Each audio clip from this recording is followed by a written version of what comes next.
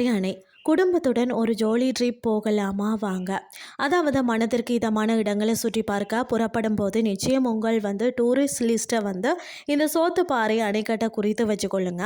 அதாவது அந்த அணையின் சிறப்புகளை பற்றி தான் நாம் இன்றைக்கு பார்க்க போகிறோம். இன்றைய காலகட்டத்தில் நம்மளால் ஒரு அணை கட்ட முடியுமா, முடியாது, அதற்கான சாத்தியமும் இல்லை இல்லையா. ஆனால் நவீன உலகம்தான். எந்த நவீனமும் இல்லாத காலகட்டத்தில் கட்டப்பட்ட அணைக்கட்டுகளை பற்றி நாம் தெரிஞ்சு கொள்ளும் பொழுதும் மிகவும் பிரமிப்பாக உள்ளது இல்லையா. அப்படி ஒரு அணையை தான் நாம் இன்றைக்கு பார்க்க போகிறோம்.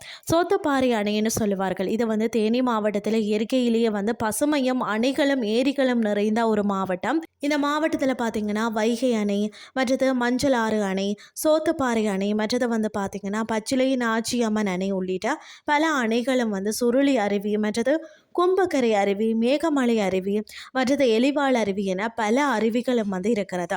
இந்த மாவட்டத்தின் மற்றொரு சிறப்பு பார்த்திங்கன்னா தமிழகத்திலே இரண்டாவது பெரிய சந்தை தேனி சந்தையாக தான் இருக்கிறது. அதே போல தான் தமிழகத்தின் இரண்டாவது உயரமான அணை என்று சொன்னால் அது சோத்துப்பாறை அணையாகும். பண்டைய காலத்தில் பார்த்திங்கன்னா சோத்துப்பாறையில் மழை பொழியாவிட்டால் 12 காலம் பார்த்திங்கன்னா நெல்லை குத்தி அனைவருக்கும் பொதுவாக அன்னதானம் வழங்குவார்களாம். பிரார்த்தனைக்கு பிறகுதான் வாழை இலை போடாமலேயே, அதாவது பாறையை கழுவி உணவு படைப்பார்களாம்.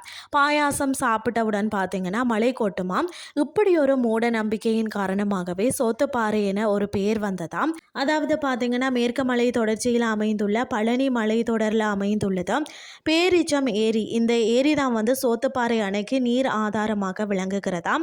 மேற்கு தொடர்ச்சியில் இருந்து பார்த்தீங்கன்னா 2090 மீட்டர் அடி உயரத்தில் பழனி மலையில் உற்பத்தியாகி கிழக்கு சரிவின் வழியாக சுமார் பார்த்தீங்கன்னா 28 கிலோமீட்டர் தூரம் ஓடி ஆறாக வருகிறது. அந்த ஆற்றிற்குள்ள பார்த்தீங்கன்னா வாராக நதி என்று பெயர் வைத்துள்ளனர். அணையின் பின்புறம் பார்த்தீங்கன்னா காட்டு மாடுகள், மான்கள் உள்ளிட்ட வனவிலங்குகள் தண்ணீரை அருந்தும். இதனை பார்க்கறதுக்கு ரம்மியமாக இருக்கும். சோத்துப்பாறை அணையின் தண்ணீர் மிகவும் சுவையாகவும் இருக்குமாம். அது மட்டும் இல்லாமல் பார்த்தீங்கன்னா இதை தவிர அணையில வழிந்தோடி வரக்கூடிய நீரில் குளித்து மகிழலாம். குடும்பத்துடன் சென்றால் கட்டணம் இல்லாமல் கண்டு கழிக்கலாமாம். அணையின் மொத்த நீளம் பார்த்தீங்கன்னா 345 மீட்டர் ஆகும். அதாவது நீர்வரத்தின் பரப்பு பார்த்தீங்கன்னா 38.40 சதுர கிலோமீட்டர் ஆகவும் இருக்கிறது. நீர்வரத்தின் முழு கொள்ளளவு பார்த்தீங்கன்னா 100 மில்லியன் கன அடி.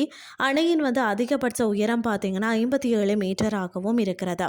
எப்படி செல்றதுன்னு சொல்லி பார்த்தீங்கன்னா பெரிய குளத்தில் இருந்து சோத்துப்பாறை அணைக்கு செல்லும் வழியில் அரச மரத்தில் பனை மரம் வளர்ந்துள்ள ஒரு அதிசயமான ஒரு இடம் இருக்கிறது.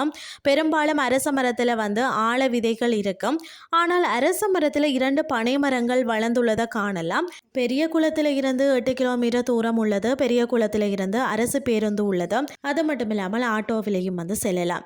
இன்றைய கிறிஸ்டி உங்களுக்கு பிரயோசனமாக அமைஞ்சிருக்கும்னு சொல்லி நான் நம்புகிறேன். இதே மாதிரி மற்றும் ஒரு கிறிஸ்டின் வாயிலாக உங்களை சந்திக்கிறேன். நன்றி.